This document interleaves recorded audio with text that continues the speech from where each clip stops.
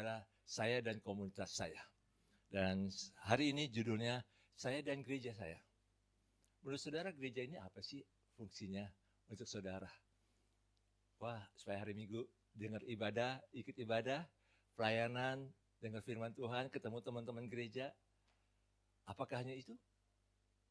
Mari kita lihat Mazmur 133 ayat 1 sampai dengan 3. Ini Mazmur sejarah. Mazmur di mana orang Israel kalau ke bait Allah selalu nyanyikan. Jadi dari Mazmur 130 sampai 135, jadi 120 sampai 135 itu bicara tentang syarah, 1 sampai 134. Jadi tentang syarah. Jadi mereka selalu nyanyikan nyanyian syarah. Mari kita baca sama-sama Mazmur 133 ayat 1 sampai dengan 3. Kita akan baca sama-sama. 1, 2, 3. Nyanyian syarah Daud. Sungguh alangkah baiknya dan indahnya apabila saudara-saudara diam bersama dengan rukun. Seperti minyak yang baik ke atas kepala, meleleh ke janggut, yang meleleh ke janggut Harun, dan ke leher jubahnya. Seperti embun gunung Hermon yang turun ke atas gunung-gunung Sion. Sebab kesanalah Tuhan memerintahkan berkat, kehidupan untuk selama-lamanya. Sungguh alangkah baiknya dan indahnya apabila saudara-saudara, orang-orang yang bersama-sama, kita bersama-sama dengan umat Tuhan, diam bersama dengan rukun. Jadi diam ini bukan berarti diam semua, tapi diam ini tinggal bersama. Kita ada kesepakatan untuk bersama-sama ini apa yang kita akan lakukan. Tapi dengan rukun, apakah pengertian dengan rukunnya ini artinya semuanya baik-baik aja, semuanya tenang-tenang aja, pokoknya nurut-nurut aja. Apakah demikian? Tidak. Setiap orang kan beda-beda karakternya. Suami istri aja karakter beda-beda. Kalau lagi pacaran kayak Alvin nih sama ini nggak pernah berantem ya Alvin ya? Ada aja. Tapi kalau berantem langsung ya sudahlah minta maaf. Banyak minta maaf mana? Alvin atau Sabna?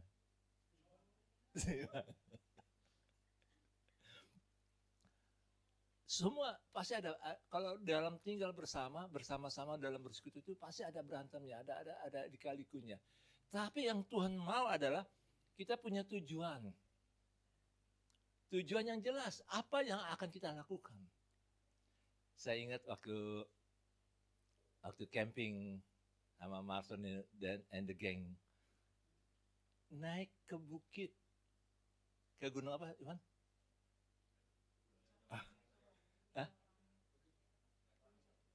Puncak Langit. Bukit Puncak Langit. Iwan lupa itu.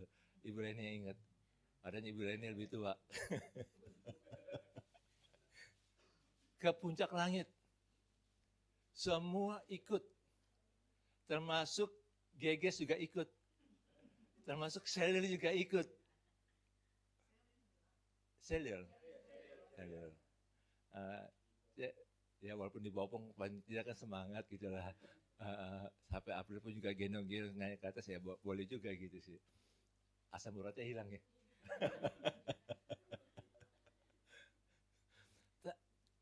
Artinya semua sepakat. Walaupun ada yang ganggu, ada yang iseng, ada yang ya sambil bercanda-bercanda di tengah jalan. Tapi semua sepakat naik ke puncak gunung. Walaupun juga cukup terjal juga, ada berapa titik-titik terjal juga.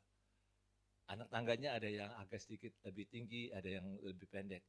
Tapi paling tidak sampai ke atas. Sampai ke atas happy semua. Karena punya tujuan yang sama. Mungkin cara tenaganya, staminanya mungkin beda-beda. Tapi karena bersama-sama, jadi akhirnya bisa mencapai tujuan. Nah, demikian kita kalau hidup diam dengan rukun. Jadi kita punya tujuan nih. Apa sih yang kita akan buat bersama dalam gereja ini? Saudara dan saya ini harus punya tujuan nih ke depan ini apa. Dan kita akan lakukan. Misalnya saya ambil contoh hari Minggu sore. Kan Minggu siang, minggu lalu saya sudah umumkan Giris tidak baik-baik saja dan harus dibawa ke rumah sakit. Itu banyak pertimbangan loh saudara. Ini rumah sakit terima apa enggak ya? Terus surat rujukannya belum diurus baik, belum selesai. Kita pikir, kita udah sepakat nih bagaimana. Acong sudah kasih usulan, pokoknya pakai ambulans di rusun lah. Nah, saya juga pertimbangkan, kalau gitu hari Senin aja deh, karena supaya lebih urus dulu di RSUD, supaya surat rujukannya ada, jadi lebih gampang. Sorenya saya coba ngomong sama Pak Tommy. Saya diskusi sama Pak Tommy sedikit, terus Pak Tommy bilang, Pak, bawa segera ke rumah sakit. Saya juga kaget. Bagaimana ini? Bawa aja ke UGD. Ibu Lini langsung dengar, Ibu Lini langsung hubungi Acong. Cong, sekarang. Panggil ambulans.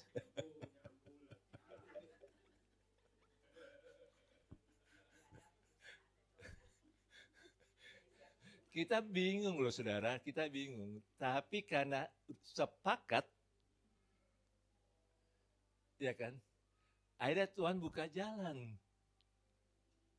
Dapat petugas ambulansnya yang baik, yang bagus.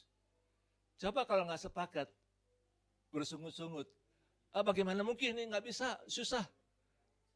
Pernah nggak ya pikir itu? Tapi Tuhan berikan yang petugas ambulans yang baik. Saya juga nggak nyangka loh petugas ambulansnya baik. Biasanya kalau petugas ambulans minta maaf ini, ada yang jutek.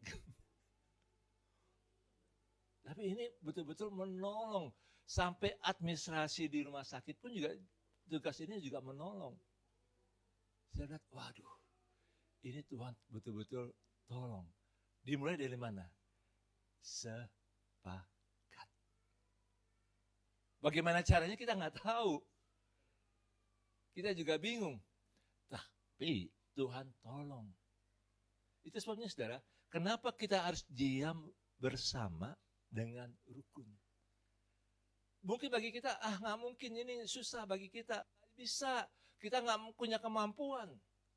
Tapi asal kita tahu punya tujuan yang jelas, kalau kita sudah melangkah, pasti bisa mencapai tujuan.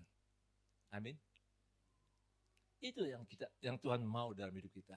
Makanya Tuhan katakan, diam bersama dengan rukun. Jadi ada tujuan.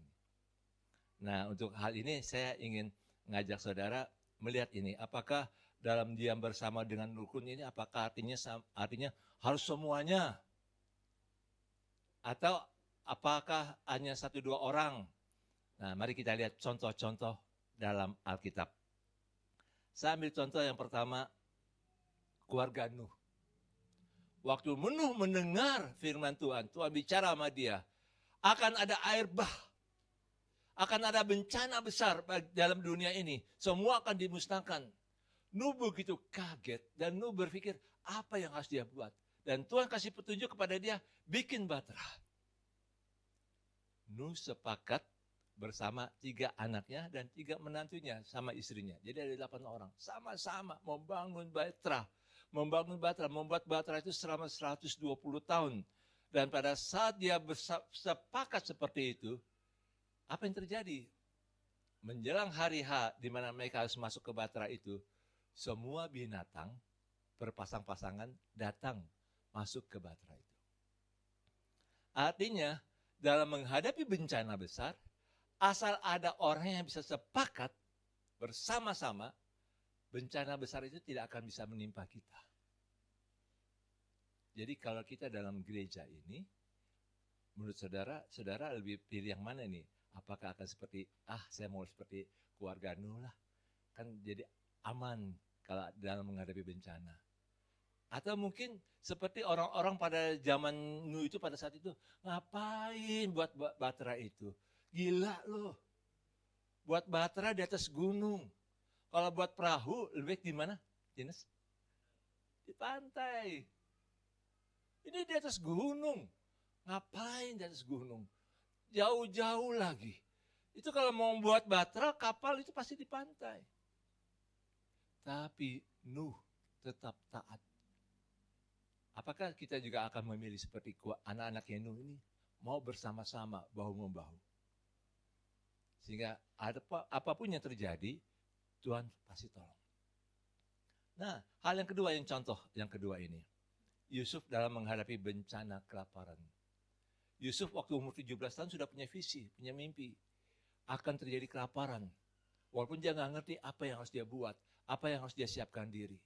Dan pada usia seperti itu, akhirnya dia dibuang oleh saudara-saudaranya. Dia dianggap gila. Saudara-saudaranya nggak mau sepakat dengan Yusuf ini. Saudara-saudaranya anggap nih Yusuf ini sampah. Akhirnya Yusuf dijual ke Mesir sebagai budak. Yang herannya, Firaun yang orang yang tidak menyembah Tuhan, Firaun yang orang yang menyembah berhala, akhirnya mengakui Yusuf ini punya roh Tuhan. Akhirnya Firaun sepakat dengan Yusuf. Bagaimana menghadapi bencana kelaparan. Saudara, apakah kita ini seperti saudara-saudaranya Yusuf? Lu gila. Perulah seperti ini, lu memang nggak ada, itu jauh, nggak mungkin. Kapan kelaparan ada itu? Apakah kita mau sepakat seperti Firaun? Oh ya, saya sepakat dengan kamu. Saya mau lakukan, ayo sama-sama. Karena kesepakatan bersama itu akan menolong kita. Situasi sulit apapun juga, kita pasti bisa hadapi. Makanya, saya dan gereja saya itu artinya kita dengan gereja kita ini, mau nggak kita sepakat? Sepakat. Apapun yang terjadi, kita pasti bisa lewatin. Yang ketiga, contoh yang ketiga. Musa dan Harun. Waktu menghadapi Firaun. Musa dan Harun itu nggak mudah menghadapi Firaun. Karena Firaun pada waktu itu seperti, ya saat ini Presiden Cina lah. Atau mungkin kayak Donald Trump gitu loh. Gue nggak mau. Ini Firaun tuh keras kepala. Firaun tuh sangat menentang. Sampai Musa dan Harun tuh diledek. Tuhanmu siapa? Aku nggak kenal. Tapi Musa dan Harun sepakat. Saling mengisi. Musa tuh kalau ngomong nggak lancar. Tapi Harun lancar ngomongnya, dan makanya Harun melengkapi Musa. Apakah kita mau seperti Musa dan Harun ini? Sepakat. Apapun yang terjadi saat-saat ke depan ini, kita mau sepakat nih. Yang keempat, contoh yang keempat, Daud waktu menghadapi perpecahan bangsa Israel. Saudara jangan pikir Daud itu aman-aman aja loh pada saat itu. Daud sedang mengalami perpecahan bangsa Israel. Makanya Daud itu betul-betul harus menjadi masuk dalam, dia ditentang oleh keluarganya, dia ditentang sama Raja Saul dan rezimnya, dan suku Binyamin juga. Bahkan sudah pada waktu itu suku Binyamin bilang ini, kalau Daud memerintah sebagai raja, kami pisah dari Israel. Tapi Daud dia sepakat membangun Israel itu dari 400 orang dulu. Prajurit yang memang dulu ini 400 orang ini orang-orang bermasalah. Tapi dia bangun, dia sepakat bersama-sama. Saudara, kira-kira kalau menurut saudara, kita mau peranan yang mana nih? Dalam membangun ke depan ini. Menghadapi tantangan zaman. Alvin, kira-kira kalau kamu lihat ini, kamu mau pilih yang mana nih peranan kamu, Alvin? Jadi 4 contoh ini tadi.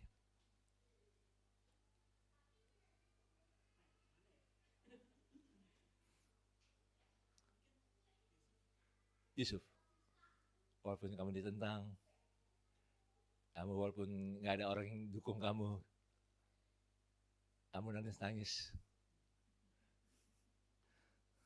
kamu dianggap gila. Oke. Yan, kalau menurut kamu mau pilih yang mana nih, Yan? Jangan lihat Acong. Acong nanti bilang, terserah lu lah.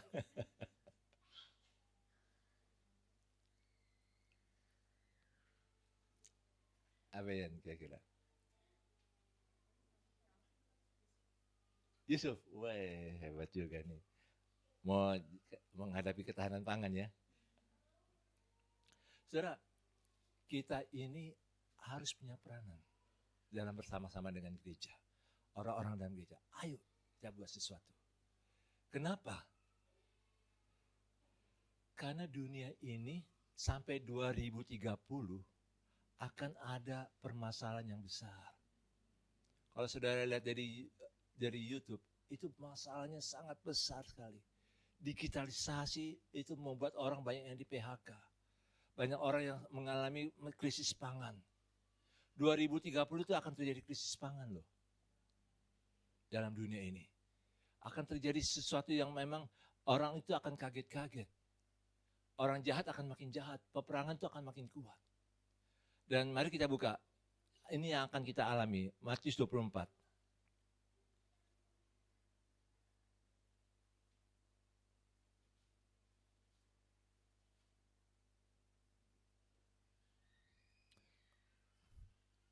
Matius 24.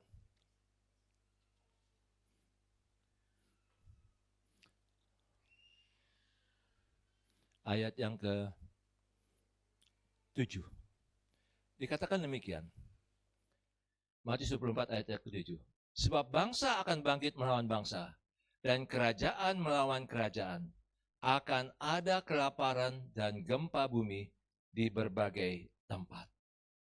Dikatakan sebab bangsa akan bangkit melawan bangsa, kerajaan melawan kerajaan. Saudara, apa yang terjadi di Indonesia ini saat ini? Indonesia ini sepertinya kayak apa, betul-betul semua media, semua orang-orang yang memang sebagian besar orang-orang Indonesia betul-betul kayak apa ya, kayak benci dengan Israel, sangat benci. Orang yang bertentangan dengan mereka dianggap aneh, dan mereka begitu nafsu, sepertinya ingin hajar Israel. Dan situasi seperti ini yang membuat saya sedih. Kenapa Indonesia harus mengutuk Israel?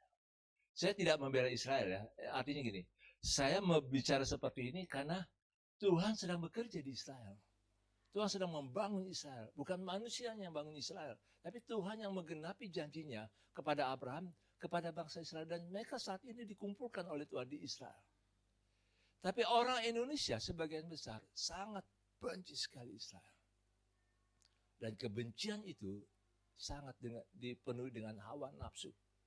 Kalau bisa Israel itu betul-betul dihancurkan, dihabiskan. Paling nggak akan bisa Israel dihancurkan.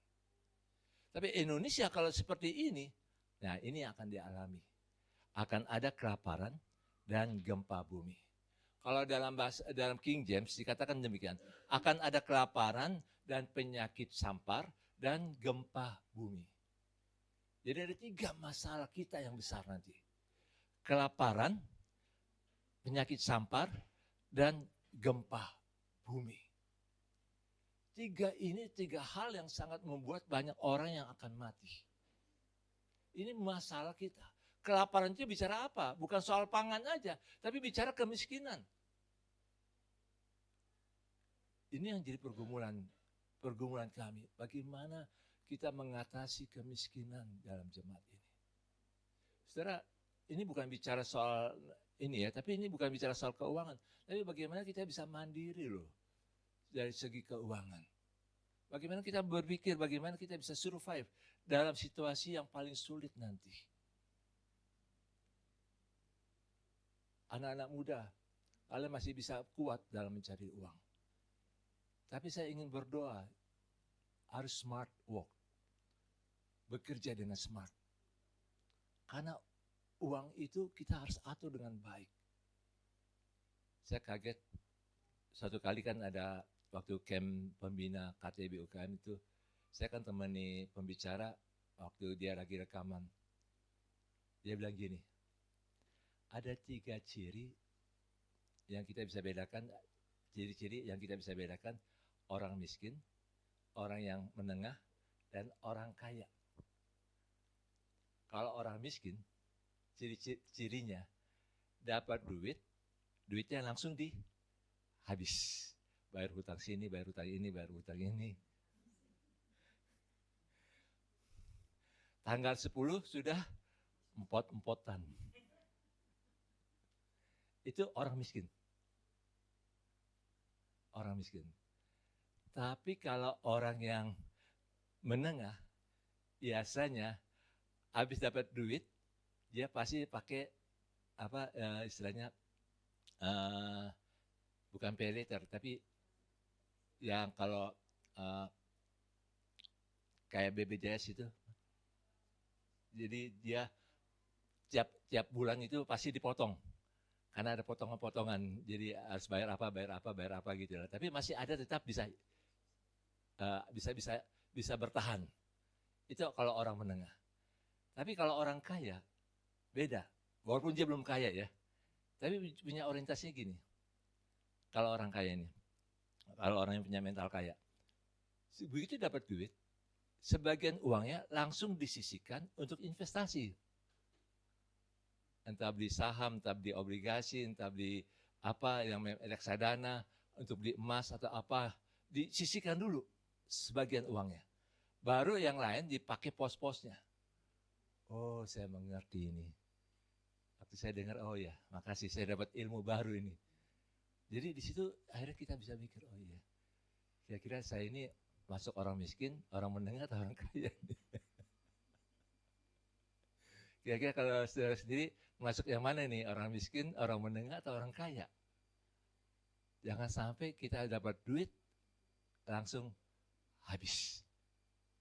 Ini yang makanya kita harus berpikir, kemiskinan itu menjadi kendala kita ke depan ini. Masalah yang cukup berat. Jangan pikir seolah-olah, saya masih ada perusahaan, saya masih ada pekerjaan. Saudara, saya melihat sendiri dengan mata kepala saya sendiri. Orang yang memang punya uang banyak, kerja bagus, dia punya kemampuan, kapasitas yang luar biasa untuk jadi direktur. Tapi sekarang ini dia empot-empotan. Susah dapat uang. Kekayaan, keuangan, itu asal di mana kita bisa diberikan tanggung jawab oleh Tuhan. Orang yang bisa bertanggung jawab di hadapan Tuhan. Maka kita bersyukur kalau di dompet kita masih ada uang, walaupun tidak banyak. Kita pakai dengan tanggung jawab. Kita pakai uang itu dengan tanggung jawab. Kita pakai itu, kita pikir uang ini sebenarnya titipan Tuhan untuk saya. Untuk bagaimana saya bisa pergunakan dengan tanggung jawab. Bukan pelit ya, tapi beda antara pelit sama orang yang bertanggung jawab. Jadi bertanggung jawab dengan apa yang kita keluarkan. Bertanggung jawab dengan apa yang kita pakai uang kita itu. Kelaparan, penyakit sampar, penyakit yang menular. Dalam bahasa Inggris itu penyakit yang disebabkan oleh binatang, oleh hewan. COVID itu disebabkan oleh kelelawar. Makanya itu begitu cepat sekali. Waktu pada abad ke-18 di Eropa itu ada namanya penyakit wabah pada waktu itu adalah Black Death. Jadi penyakit campar yang disebabkan oleh tikus. Dan yang mati pada saat itu ada 6 juta orang. Banyak sekali. Dan ini akan terjadi yang kita akan hadapi. Termasuk gempa bumi. Ini yang kita alami. Yang akan kita alami. Bagaimana kita mengantisipasinya, saudara? Bagaimana kita bisa rukun bersama, diam bersama menghadapi situasi seperti ini? Saya tidak tahu apa yang saudara pikirkan. Mungkin saudara pikirkan adalah masih enak hidup kita ini. Tapi yang saya sungguh-sungguh menggumulinya, Tuhan tolong bagaimana kita bisa menyiasati situasi yang ada di depan. Firman Tuhan sudah ingatkan kita. Makanya firman Tuhan juga membuat kita juga, apa yang saya harus siapkan diri? Apa yang saya harus siapkan diri? Soal pangan, ketahanan pangan, apa yang kita harus siapkan diri ini? Saya ingin mengajak saudara berpikir gini, saudara. Mungkin suatu saat kita perlu pikirkan, suatu saat kita nggak bisa tinggal lagi di Jakarta. Iya.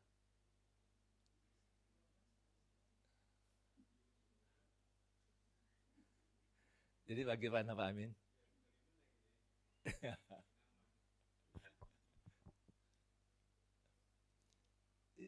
Iya, kalau kita lihat cara perang modern saat ini kan pakai rudal-rudal gitu ya.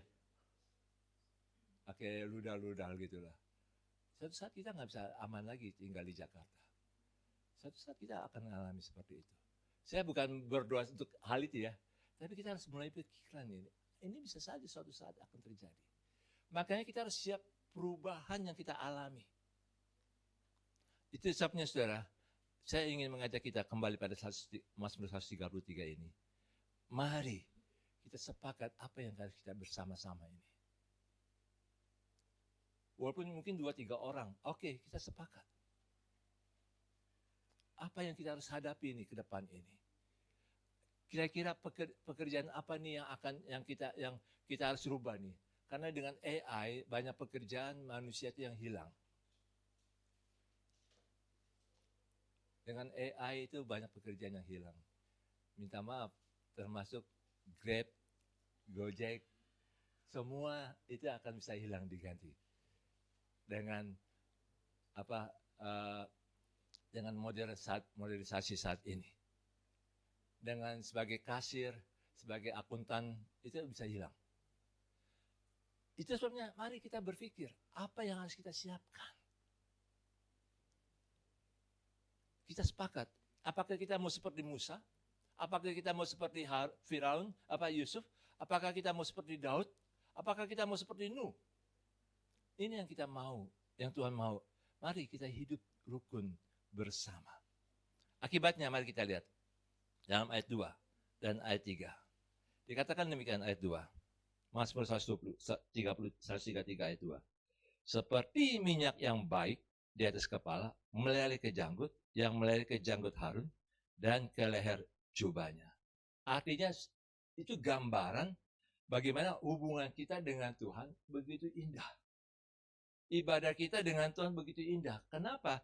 Karena kita merasa ada satu persekutuan yang erat. Ada kekeluargaan. Saya ingin katakan dalam jemaat ini ada kekeluargaan yang baik. Tapi mari kekeluargaan ini yang baik, sikap yang bersama-sama ini yang kita mau saling bahu-membahu, mari kita lakukan apa? Ayo, ibadah kita harus betul-betul mengalami hadirat Tuhan. Seperti minyak yang baik meleleh. Di atas kepala meleleh ke janggut. Dan meleleh ke janggut Harun dan ke leher jubahnya. Jadi ibadah kita tuh kita bisa rasakan hadirat Tuhan. Karena bersama-sama sepakat. Yang berikutnya, akibat yang kedua, seperti embun gunung Hermon yang turun ke atas gunung-gunung Sion. Jadi gambarannya ada seperti gunung-gunung Hermon, embun. Embun itu memberikan pertumbuhan bagi tanaman. Embun itu memberikan berkat bagi kehidupan kita. Jadi makanya kita boleh mengalami bagaimana Tuhan memelihara kita. Tuhan memelihara makanan dan minuman yang ada dalam rumah kita.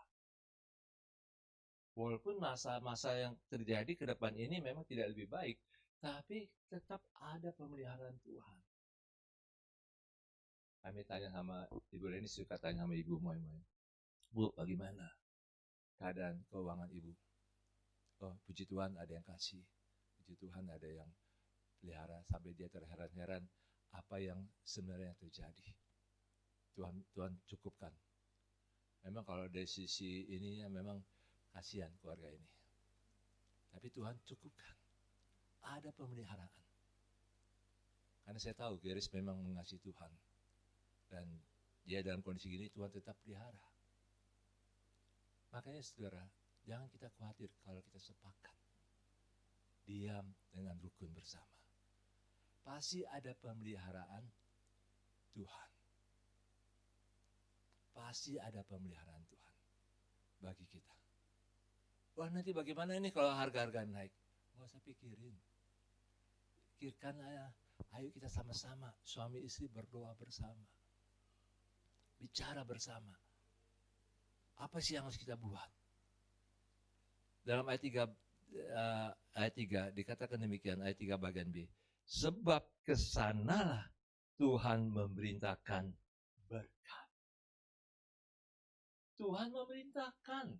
Berkatnya datang kemana? Ke orang-orang yang bisa sepakat. Orang-orang yang bisa diam rukun bersama.